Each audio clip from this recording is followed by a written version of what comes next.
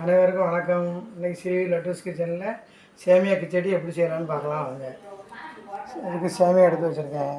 ஒரே ஒரு கேரட் வெட்டி வச்சுருக்கேன். 2 பீன்ஸு, ஒரு பல்லாரி, 2 தக்காளி, 2 மிளகா, ஒரு இஞ்சி பூண்டு கொஞ்சம் எடுத்து வச்சுருக்கேன். மல்லி இலை, கருவேப்பிலை தாளிக்க, கடுகு, மஞ்சள் பொடி. வாங்க எப்படி செய்யலாம்னு பார்க்கலாம். 3 ஸ்பூன் எண்ணெய் ஊற்றிருக்கேன். கடுகு மட்டும் போட வச்சு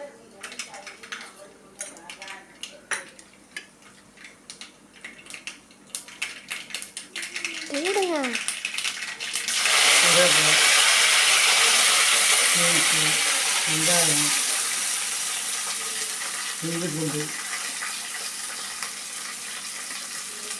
கொஞ்சம் வதங்கிட்டோம். அது ஒரு தக்காளி, கேரட்டும் தக்காளியும் போட்டுடலாம். கொஞ்சம் உப்பு வதங்கும் போதே போட்டுருவோம். மஞ்சள் பொடி 2 ஸ்பூனுக்கு 1.5 ஸ்பூன் போட்டுட்டு வதங்கட்டும் பார்க்கலாம். குழைய வதங்கட்டும் பார்க்கலாம்.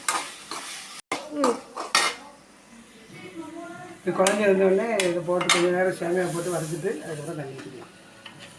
வறுத்துட்டு பார்க்கலாம். வறுத்துட்டு காட்டுறேன். வறுத்தாச்சு. தண்ணி ஊற்றுறேன். கிண்டிட்டு தண்ணி ஊற்றிங்கன்னா கொஞ்சம் உதிராக இருக்கும்.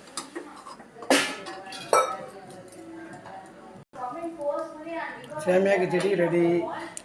மல்லித்தலை போட்டு இறக்கிடலாம்.